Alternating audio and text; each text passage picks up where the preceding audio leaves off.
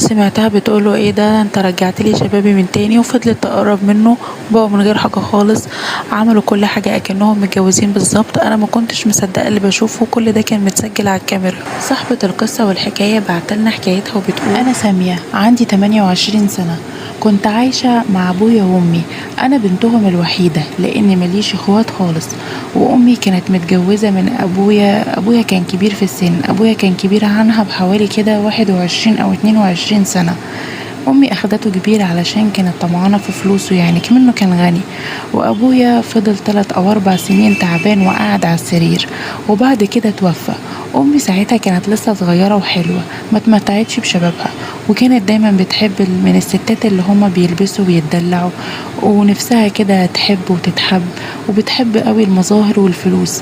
ويمكن ده اللي تخليها تتجوز ابويا اللي اكبر منها بكتير.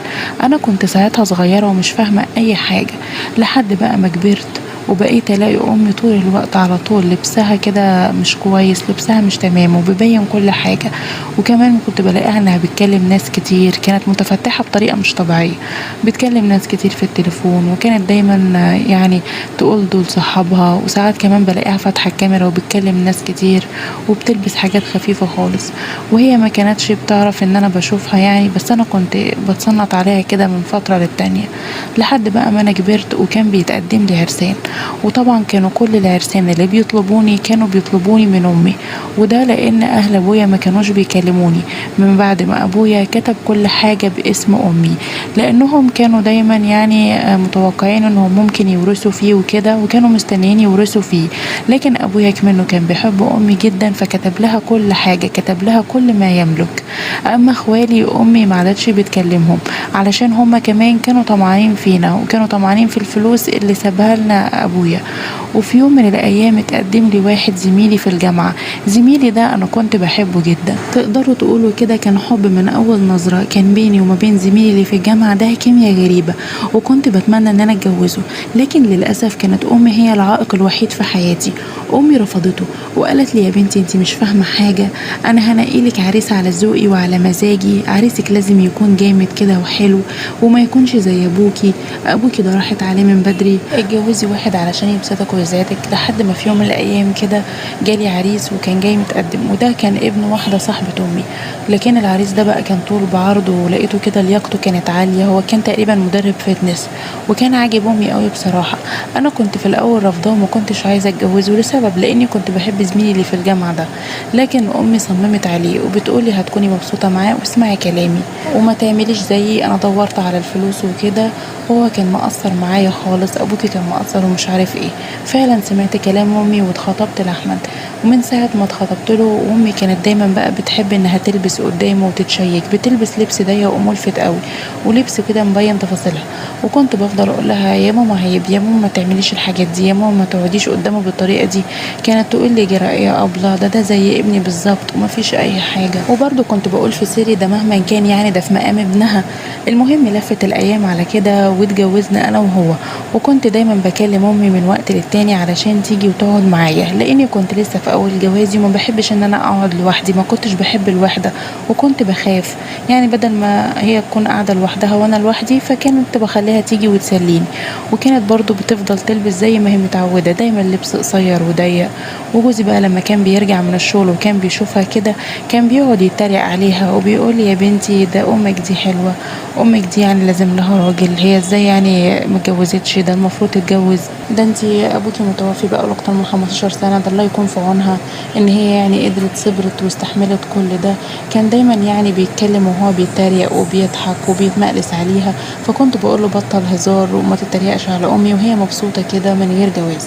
امي كانت بتيجي وتقعد معانا كام يوم كده وتمشي، لحد بقى ما في يوم من الايام كنت تعبانه قوي والتعب كان شديد عليا. وفي اليوم ده كلمت جوزي وجالي وقلت له ان انا لازم اروح لدكتور لاني كنت تعبانه قوي وعلى طول برجع وحاسه بتعب غريب. المهم كشفنا والدكتور قال لي: مبروك، ده انت حامل. والحمل بصراحه كان تعبني جدا، وكنت ساعتها بقرف من اي اكل بعمله. فكانت امي هي اللي بتيجي وبتعمل الاكل يعني لاني كنت بقرف وكنت بتعب كمان من اي وقوف في المطبخ، فكانت هي اللي بتيجي تيجي وتعملي الاكل وتساعدني، لاني كلمتها وقلت لها تعالي لي. وفعلا جوزي في اليوم ده راح جابها علشان تقعد معانا على طول لحد يعني مولد وكده. وكنت دايما بلاقي امي وجوزي بيبقوا واقفين مع بعض في المطبخ من اول يوم امي جت عندنا وجوزي ما عادش بينزل الشغل. كنت بلاحظ كده لدرجه ان امي كانت هي اللي بتديله فلوس علشان يصرف علينا.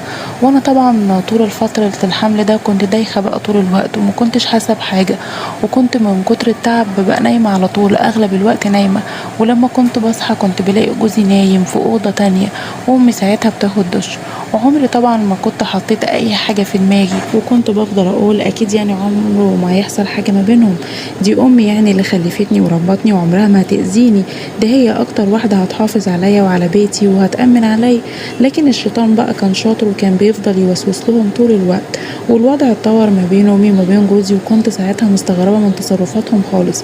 وفي يوم من الايام كان جوزي زي عادته قاعد بيفطر مع امي، ولقيته بعدها وجاي وبيقول لي ده انا عايزك ومحتاج لك ومش عارف ايه. ساعتها كنت تعبانه فزعقت له وقلت له ابعد عني، انا رايحه للدكتور علشان عندي ميعاد للدكتور دلوقتي، ولما اجي ساعتها يحلها حلال. ولما جيت لبست وظبطت نفسي وفضلت ان انا اقرب من جوزي يعني واحاول ان انا اتقرب منه وكده، لكن هو ولا هنا ولا كانه شايفني. ولقيته راح مزعق كده وقال لي انا مش عايز حاجه سيبيني انام. وكان باين عليه ان هو تعبان ومرهق قوي. وامي كمان لقيتها بتقولي احط لك الاكل فين علشان انا تعبانه وعايزه انام بدري. وبصراحه دي كانت اول مره امي تنام بدري بالشكل ده. التفكير ساعتها كان هيموتني، وما كانش قدامي غير اني لازم اروح اشتري كاميرا واحطها في الاوضه اللي امي بتروح تنام فيها علشان طبعا ارتاح من كتر التفكير ووسوسه الشياطين اللي عماله تيجي في بالي. وفعلا عملت كده، وتاني يوم قلت لهم انا هروح اشوف يعني واحده صاحبتي علشان هي تعبانه، هروح ازورها وهرجع اخر اليوم. وفعلا زي ما توقعت وظني كان في محله. لما رجعت لقيت جوزي بعد ما نزلت بالظبط راح فتح الباب على امي وقال لها ده نزلت يعني وكده. ولقيته بيقرب منها وامي كمان هي قربت منه، لقيتها بتقوله ده انت رجعتلي شبابي، وفضلت انها تقرب وعملوا يعني كل حاجه اكنهم متجوزين بالظبط. وانا ما كنتش مصدقه ساعتها ايه اللي بشوفه، وكل ده كان متسجل صوت وصوره بالكاميرا. ولما شفت كل اللي حصل ده انا ساعتها ما قدرتش استحمل ولا اسكت، وروحت وقلت لهم على كل حاجه، عرفتهم ان انا شفت وسمعت كل حاجه، وفضلت اشتم واسب فيهم هما الاتنين. وجوزي كان ساكت وما ردش عليا. بس الغريب ان كان رد امي، لقيتها بتقولي هو انت تزعلي يعني لما اكون نفسي في حاجه جوزك يعملها لي؟ وبعدين انا ما خدتهوش منك على فكره. ولقيتها بتتكلم كده بكل بجاحه، وعيني عينك كل بجاحه ووقاحه. بس جوزي بعدها لقيته ان هو قام وبس ايدي وبس راسي وقال انا اسف ما تزعليش مني ونفتح صفحه جديده مع بعض. والله انا ما كنت عايزه اعمل كده وما كنتش عايزه اغضب ربنا، بس لبس امي كان ملفت قوي وضيق، وطريقه كلامها معايا كانت بتخليني مش قادر. وانتي كمان كنتي مقصره معايا علشان الحمل بتاعك وكده.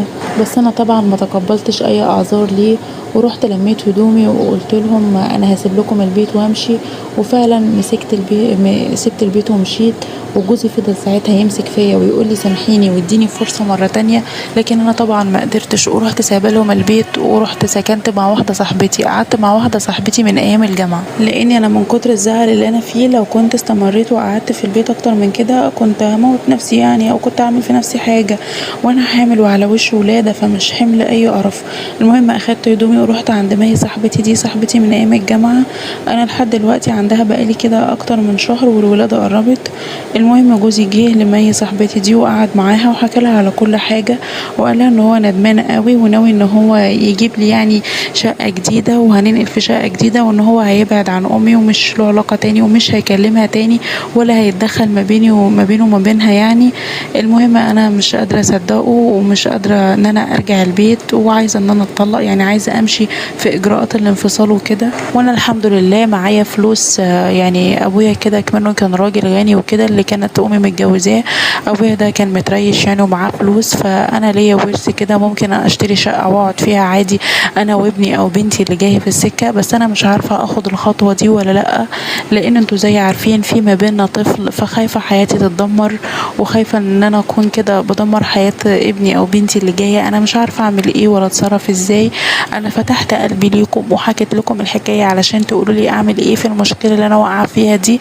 انا ما كنتش اتوقع ولا اتخيل ان امي ممكن تطلع كده في يوم من الايام.